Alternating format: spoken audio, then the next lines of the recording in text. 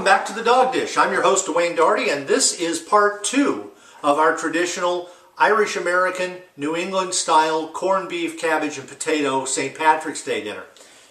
If you'll remember from part 1, we corned our own beef. That is, we took a beef brisket, we used pickling spices and salt and sugar and made a brine and kept it in the refrigerator for several days.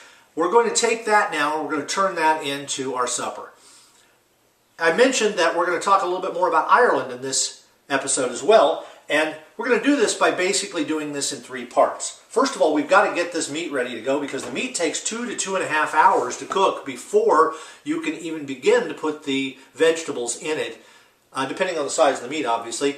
So we're going to take this, we're going to show you how to get it ready, we're going to put it on the stove and get it rolling, and then we're going to talk a little bit about Ireland, show you a few pictures of our trip to Ireland and some of the things that we learned and I picked up about Irish history and about the history of our family. And then we're going to come back and show you how to put the meal together and plate it and serve it for your family. We'll start off with, this is our gray corned beef. Again, the gray corned beef does not have the sodium nitrite that keeps it hot pink like the stuff you buy in the store. If you want to use one of those that you buy in the store that's that pink color, that's fine. I've used plenty of them in my life, but this is the one that we did from part 1. You can see we have taken the brine, taken it out of the brine, we've rinsed it off, we've put it in a heavy cast iron Dutch oven. If you don't have a heavy cast iron Dutch oven, you can use a soup pot. You can use any big pot. It's just got to be enough that you can get water completely over the top of the brisket. Okay? So we've got our brisket here. We're going to add to that a beer. And in this case, I'm going to use a local Irish ale from a local brewery here in my hometown. You can use whatever you like. I like the taste of an Irish ale. You could add an American Pilsner beer. That would be fine too. Some people add Guinness Stout to this. Guinness Stout certainly adds an awful lot of flavor to it, but I prefer my Guinness Stout in my mouth. So we're going to pour this red Irish ale over the top of our brisket. We're going to add to that enough filtered water. And remember what we talked about filtered water, how important it is to have water that is filtered so that we are not adding a lot of additional flavors to it that come from the chlorine and the minerals and the other sediments in tap water. We want to start with as clean a base as possible so we get to decide what flavors we add. So we're going to add just enough water to this. It looks like I had just enough in there. Good eye. To cover our brisket. Now, we do not need, for this, any salt. There's plenty of salt in the brisket that will then leach out into the brine, or into the stock liquid that will then season our vegetables. If we need to adjust it a little later, we can do that as we get ready to put the vegetables into the water.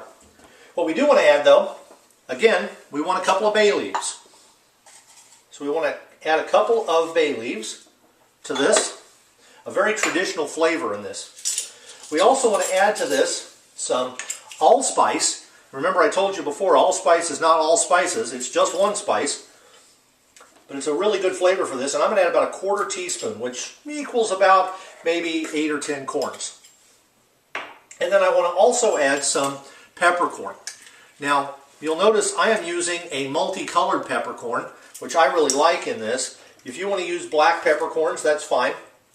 If you don't have whole peppercorns or whole allspice, you could certainly use about 1/8 teaspoon of ground and put it in there, and that would be fine too. Just a ground black pepper or ground allspice, if that's all you have in your cupboard, put that in there and that'll be fine.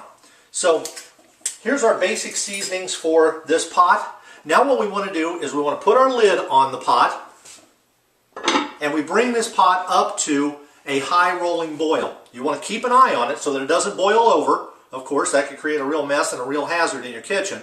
So keep an eye on it, make sure it doesn't boil over. As it starts to boil, the fat in the meats will release and it will create a froth on top. It's kind of a stiff, foamy froth on top. You want to try and skim that off with either a spoon, or I've got like a little screen mesh device that I use.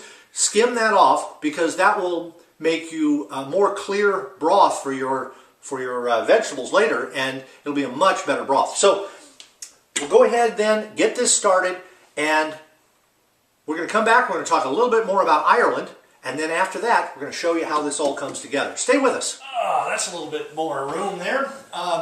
Had edge up close to see what was on the stove. Let's stretch it out a little bit now. As you can see, we still have our Dutch oven on the stove with our corned beef in it. We brought it up to a boil. We skimmed off what little bit of foam there was, and thankfully there wasn't much. Brought it down to a simmer. And we'll leave it there at that simmer until it's done.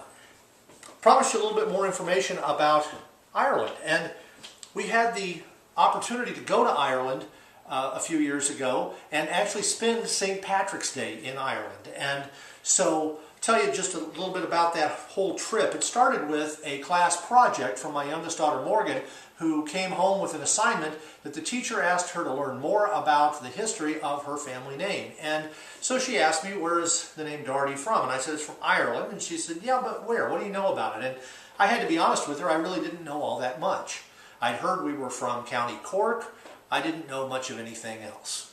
So we did a little research online and actually found our family genealogy center was not at all in Cork. It was in a little town called Buncrana in County Donegal, which is at the complete opposite end of the country. Well, just to illustrate, I have her storyboard from her class project right here. My high-tech props. Here's Ireland. Here's Cork. Here's where we're from. You can't get much farther away than that, can you? The reason that a lot of people I found as we did a little research think they're from Cork, who are Irish American, is because this is the southern port town where most of the ships departed that came to America, bringing about 250,000 Irish immigrants during Angor Timor, or the Great Hunger, the potato famine, back in the 1800s. And when they arrived in the U.S. and they were being processed, their paperwork said they departed Cork, Ireland, so they just wrote down that that's where they were from. That isn't at all necessarily where they were from, and in our case, obviously, the opposite end of the country. So, I'll tell you a little bit about our St. Patrick's Day on our trip. We started the day before St. Patrick's Day doing the research up here in Inishowen Peninsula in northern Donegal County. As you can see, this is Northern Ireland, which is the area that is currently under British rule, much to the chagrin of the green part over here of the Republic of Ireland. And Ireland is basically broken into 4 big sections. Down here is called Munster. Over here in the east central is called Leinster. In the west central is called Connacht. And then up north is an area you've probably heard on the news, Ulster. Ulster encompasses all of the northern Irish counties, but then also this one county over here in the Republic of Donegal. And this is where our folks are from. I had the opportunity to visit the Family Genealogy Center here and spend more time here than my family would have preferred, and also visit the family castle ruin, what's left of the castle that stood for centuries, that was ruled by the last chieftains of Ulster, who were Dohertys. And in the one remaining tower left in the old castle ruin, I was able to climb the wall and drop in a picture of my late father, so that was very special for me to leave a picture of my dad in the old castle. We came down, we spent the night in Donegal town, or just north of there, and woke the next morning in a bed and breakfast on the lake there, and took off early in the morning on St. Patrick's Day, came down through Sligo. Sligo is a beautiful coastal community that was the home of the poet and activist William Butler Yeats, who's buried in the Drumcliff churchyard just north of Sligo, which is also home to one of the most famous of the giant Celtic crosses, the Drumcliff Cross. And we pulled onto the main road in Sligo and, unfortunately, kind of embarrassingly, found ourselves between a float and a marching band. We had accidentally turned into the St. Patrick's Day parade in Sligo. So after inching forward and pulling off as quickly as I could, somewhat embarrassed, the kids just waved out the window as though they were supposed to be there. Thankfully, our rental car was green. We waited out the parade, and we were headed to Galway when I noticed over here is this little town called Westport. Now, I'm a Kansas City kid, and if you're not a Kansas City kid, probably didn't mean that much to you. But Kansas City has a really big Irish celebration for St. Patrick's Day, listed in U.S. News & World Report this month as one of the 10 largest in the country. It's really all focused around the entertainment district in Kansas City called Westport, and around the oldest building in town, which is Kelly's Bar. Well, we went to Westport, caught the end of their parade, and actually had lunch at a place called Kelly's, which I thought was really pretty cool. And this is where I learned about the bacon joint, which was the precursor to what Irish Americans would adopt as the corned beef. And I had my bacon joint potatoes and cabbage there for lunch, and then we came down to Galway and we spent the evening in Galway. Galway is a beautiful little community, about 70,000 people, about the size of maybe Casper, Wyoming, maybe even a little smaller than Lawrence, Kansas.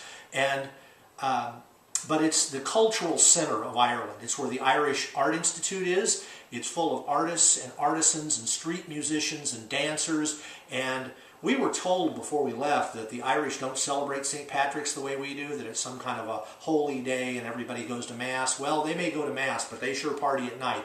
And they had a really great time partying in Galway, I can tell you, that night. And we partied right along with them till the wee hours of the morning.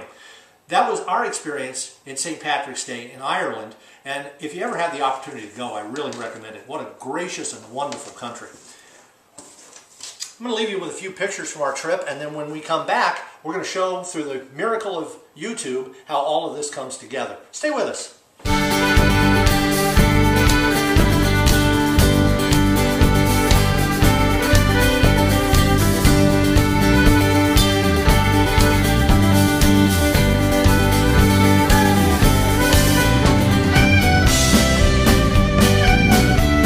Well, I hope you enjoyed that, and here's where we pull it all together. Of course, this is the corned beef, cabbage, and potatoes, but also important to this dish are carrots and onion. Also traditional would be something like kale, which is very traditional, or a leek as opposed to an onion. You can also use parsnips, which add a really nice little bite to it and were very traditional. When you're selecting potatoes, look for the smaller potatoes, red, or these white or yellow fingerlings. The smaller fingerling or small potatoes are a lot more traditional for use in this dish. They also cook up really nicely.